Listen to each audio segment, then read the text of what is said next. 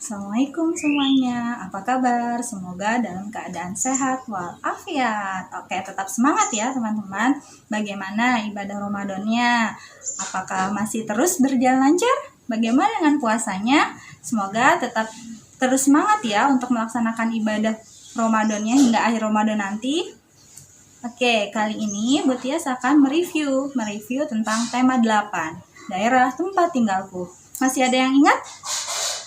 Masih ada yang penasaran dengan penjabaran Bu Tias kali ini? Yuk, mari kita simak penjabaran Bu Tias.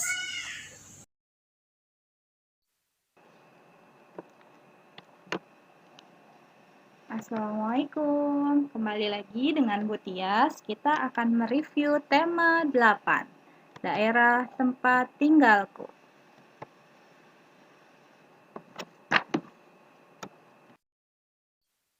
Ya, karakteristik individu dalam keluarga. Lingkungan tempat tinggal kita yang terdekat adalah keluarga. Setiap anggota keluarga memiliki karakteristik yang berbeda satu sama lain, baik karakteristik fisik, kegemaran, dan sifat yang berbeda satu sama lainnya. Kita akan belajar dari Siti. Simak ya, Bu Tias akan membacakan cerita tentang keluarga Siti. Keluarga Siti terdiri dari ayah Siti, ibu Siti, Siti, Rara, dan Nusa. Setiap orang dalam keluarganya memiliki karakteristik yang berbeda. Karakteristik adalah ciri khas seseorang sesuai perwatakannya. Ibu Siti adalah seorang yang penyayang dan humoris. Ia senang bercanda dengan anak-anaknya. Ayah Siti adalah sosok yang tegas dan tidak banyak bicara. Ia tak segan memberi hukuman jika Siti nakal. Namun, ia juga sering memberi pujian jika anak-anaknya bersikap baik. Nusa, adik Siti, sangat suka bermain. Rumahnya sering berantakan karena mainannya berantakan di mana-mana. Ia juga sangat jahil. Pernah satu kali saat Siti tertidur, adiknya menggambari wajah Siti dengan spidol.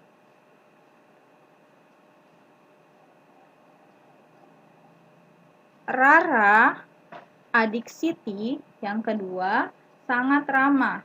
Ia berteman dengan siapa saja. Ia juga sangat mandiri. Jika orang tuanya tidak ada, ia dapat menjaga adiknya dengan baik.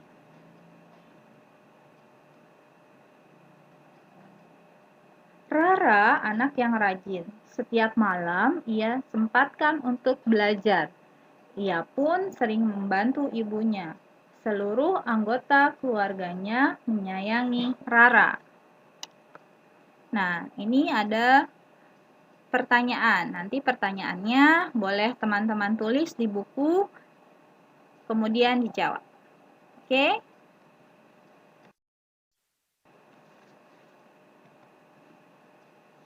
Pada saat libur sekolah, Rara dan Siti bermain bersama keluarganya berkunjung ke rumah nenek di Jakarta. Nenek Siti sangat senang karena dapat bertemu dengan cucu-cucunya. Sepanjang hari, ia mengajak Siti bermain. Menjelang malam, nenek menceritakan sebuah cerita rakyat dari Jakarta untuk menemani Siti tidur. Di dalam sebuah cerita, terdapat salah satu unsur, yaitu unsur tokoh. Tokoh dibedakan menjadi dua, yaitu tokoh utama dan tokoh tambahan. Di dalam cerita, tokoh utama tersebut dapat dikelompokkan kembali menjadi tokoh protagonis dan tokoh antagonis.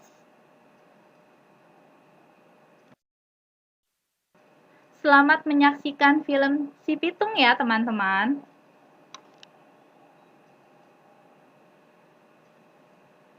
Jangan lupa setelah menonton, dijawab ya pertanyaannya.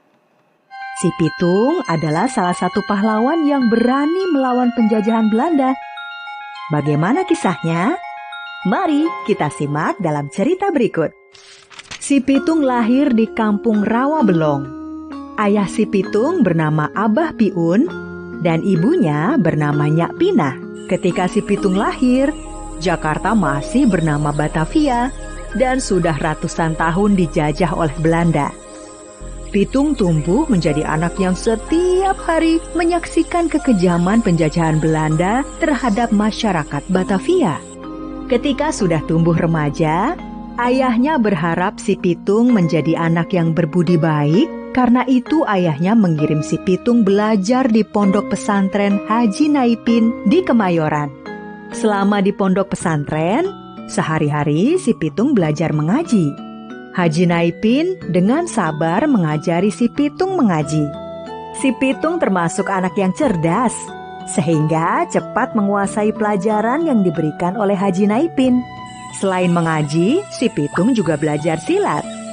Selain pintar mengaji, si Pitung ternyata juga mumpuni dalam pencak silat, sehingga Haji Naipin sangat menyayanginya. Setelah beberapa tahun menjadi santri Haji Naipin, si Pitung pun pulang ke kampung halamannya. Abah Haji, terima kasih selama ini sudah bersedia mendidik Aye di pesantren ini. Sekarang Aye mohon pamit untuk kembali ke kampung halaman. Pitung, sudah menjadi kewajiban Aye membagi ilmu pada siapa saja yang mau belajar. Nah, sekarang pulanglah kamu ke kampung halaman. Amalkan ilmu yang kamu dapatkan di sini untuk kepentingan masyarakat di sekitarmu. Dan jadilah anak yang berbakti kepada orang tua. Salam Aye untuk orang tuamu ya. Sesampainya di rumah, si Pitung disambut dengan makanan yang sangat enak. Maklum saja, selama menjadi santri, si Pitung tidak pernah memakan makanan yang enak. Kehidupan di pesantren memang selalu sederhana dan banyak prihatin agar para santri memiliki kepribadian yang kuat. Selama di rumah, si Pitung rajin membantu babehnya. Setiap hari, si Pitung mengembalakan kambing ke daerah yang banyak rumputnya. Sedangkan ayah si Pitung setiap harinya berjualan buah-buahan di pasar Tanah Abang. Suatu hari, si Pitung disuruh babehnya menjual kambing ke pasar Tanah Abang. Pitung, badan babe agak kurang enak. Lo jual 2 ekor kambing ke pasar Tanah Abang sono ya? Beres, Beh. Tapi ingat, lo jual harganya jangan terlalu murah ya. Tentu saja, Beh. Setelah menjual 2 ekor kambingnya di pasar Tanah Abang, si Pitung segera pulang dan memasukkan uangnya di kantong celana. Namun dalam perjalanan pulang, si Pitung dicegat oleh 3 orang preman. Hei, siapa namanya lo? Nama Aye Pitung, Bang. Rumah lu di mana? Di Rawabelong, Bang. Ya udah, pulang sono. Tanpa disadari si Pitung, uangnya hasil menjual 2 ekor kambing telah diambil oleh salah satu komplotan preman tersebut. Sesampainya di rumah, babeh si Pitung sudah menunggu.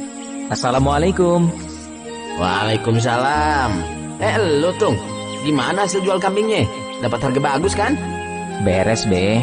Ini duitnya. Si Pitung tiba-tiba bingung uangnya tidak ada. Lu kenapa jadi bingung begitu? Waduh, Beh. Kayaknya Aye kecopetan. Ntar Aye cari dulu pencopetnya. Si Pitung pun menemukan para pencopet masih ada di tempat semula. Hei kalian, lebih baik kalian kembalikan duit gue. Kalian jangan pura-pura tidak tahu. Kalian kan yang nyopet duit gue. Para preman tersebut tetap tidak mau mengaku.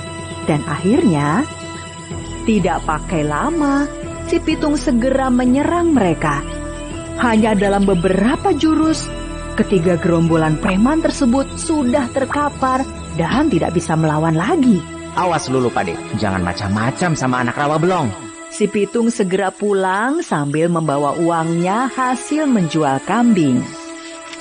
Besoknya, ketika sedang menggembala kambingnya, si Pitung tiba-tiba didatangi oleh 3 orang preman yang mencopetnya kemarin. Mau apa kalian kemari? Kita mau minta maaf bang, yang soal kemarin. Nama lu siapa? Nama Aye Rais bang. Aye Jiih bang. Aye Jepul bang. Jadi gini bang, kita nih mau ngajakin abang kerjasama. Kerjasama bagaimana? Iya, Bang Pitung gabung sama kita. Terus kita nyopet aja di pasar-pasar. Masya Allah, keterlaluan memang kalian ini. Kalian ini masih muda, badan kuat, malah jadi copet. Yang kalian copet pun juga orang miskin, yang sehari-hari sudah hidup menderita karena dijajah Belanda. Seharusnya kalian membantu orang-orang miskin itu, bukan malah nyopet duit mereka. Rais dan teman-temannya saling berpandangan. Bang, hidup kami pun udah miskin. Sehari-hari aja untuk makan susah. Kami mencopet karena kemiskinan. Kalau tidak miskin, kami tidak akan nyopet. Jadi, gimana bisa? Kami harus bantu orang-orang miskin itu. Si Pitung menyuruh mereka mendekat dan membisikkan sesuatu. Rais, Jiih, dan Jebul saling berpandangan. Baik bang, kami setuju. Asal Bang Pitung yang memimpin. Sebenarnya, apa yang dibisikkan si Pitung kepada 3 orang kawanan pencopet tersebut? Beberapa hari setelah pertemuan tersebut, terlihat si Pitung dan 3 orang pencopet yang sudah menjadi anak buahnya merampok rumah seorang pejabat Belanda. Si Pitung dan teman-temannya mengambil harta benda pejabat Belanda itu. Si Pitung dan teman-temannya ternyata tidak menikmati hasil rampokan tersebut. Mereka justru membagikan harta rampokan tersebut kepada rakyat miskin. Selama berbulan-bulan, si Pitung dan teman-temannya merampok pejabat Belanda maupun orang-orang pribumi yang menjadi antek Belanda. Akibatnya, si Pitung dan teman-temannya menjadi buronan tentara Belanda. Setiap hari, ratusan tentara Belanda melakukan patroli di Batavia untuk memburu si Pitung dan teman-temannya. Si Pitung dan teman-temannya mulai terlacak oleh tentara Belanda. Suatu hari, tentara Belanda berhasil menemukan persembunyian Jebul. Tentara Belanda langsung menembaknya. Jebul pun tewas seketika. Giliran Jiih yang kepergok tentara Belanda. Jiih pun tewas oleh tembakan tentara Belanda. Rais akhirnya juga tewas di tangan tentara Belanda. Si Pitung pun akhirnya ditemukan oleh tentara Belanda. Tidak menunggu lama, terdengar suara tembakan. Namun si Pitung ternyata memiliki ilmu kebal. Tidak satupun peluru berhasil menembus tubuh si Pitung. Hei lu, tentara Belanda, bilang sama komandan lu, gue si Pitung, anak rawa belong. Kagak takut sama kalian. Bilang sama orang-orang Belanda teman lu itu, selama mereka masih di sini, gue akan terus ngasih pelajaran ke mereka. Kabar tentang si Pitung yang punya ilmu kebal membuat nyali tentara Belanda menjadi ciut. Mereka tidak berani keluar dari markasnya. Akhirnya, kelemahan ilmu kebal si Pitung ketahuan. Seseorang yang menjadi antek Belanda membocorkan rahasia tersebut. Tentara Belanda segera menyiapkan senapan berisi peluru emas. Perjuangan si Pitung membela kaumnya dari penjajahan Belanda berakhir sudah. Si Pitung tewas oleh tembakan tentara Belanda yang menggunakan peluru emas. Masyarakat Jakarta sampai sekarang tetap mengingat kisah perjuangan si Pitung.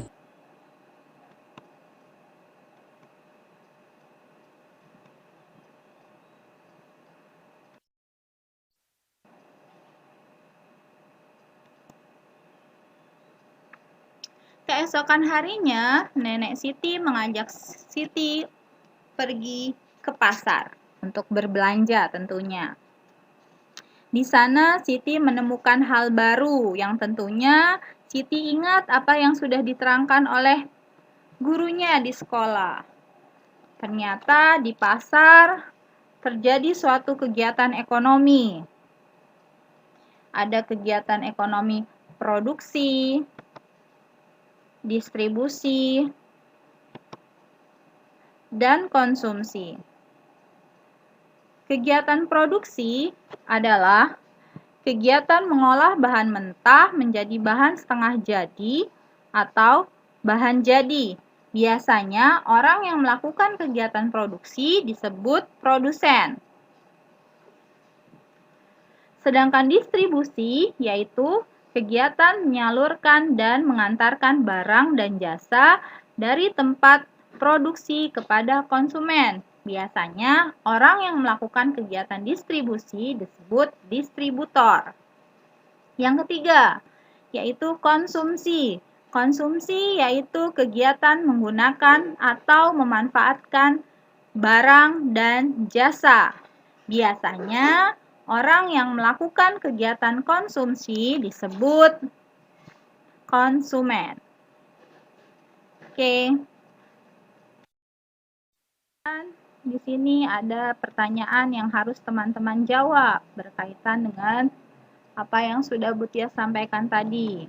Ada gambar kegiatan ekonomi bidang perdagangan, ada kegiatan ekonomi bidang perindustrian. Silahkan diisi ya, boleh ditulis di buku tulis teman-teman.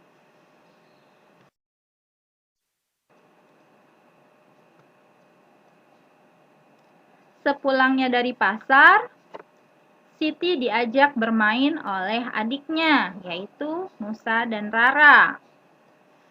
Selama perjalanan dari pasar ke rumah, untuk sampai, Siti memerlukan gaya untuk sampai ke rumah. Karena Siti saat ke pasar menggunakan sepeda. Apa yang dimaksud dengan gaya?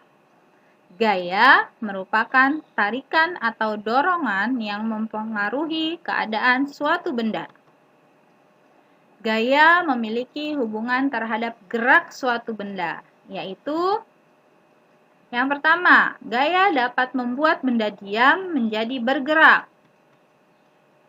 Yang kedua, gaya dapat membuat benda bergerak menjadi lambat atau berhenti. Contohnya, gaya dapat membuat benda diam menjadi bergerak, yaitu saat Nusa menendang bola.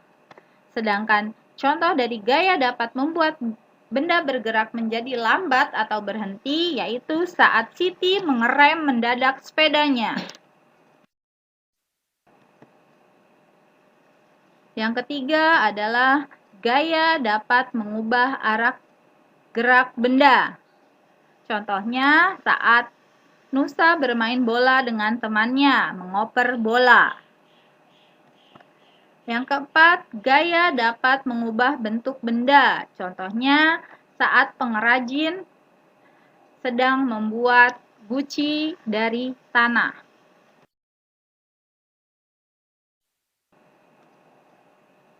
Ya, silahkan perhatikan gambar di samping.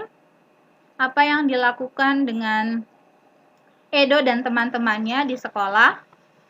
Kemudian kalian bisa menjawab pertanyaan berikut. Jawabannya boleh kalian tulis di buku tulis. Oke teman-teman, mungkin itu review yang dapat Bu Tia sampaikan tentang tema 8, daerah tempat tinggalku. Oke. Assalamualaikum, sampai jumpa lagi.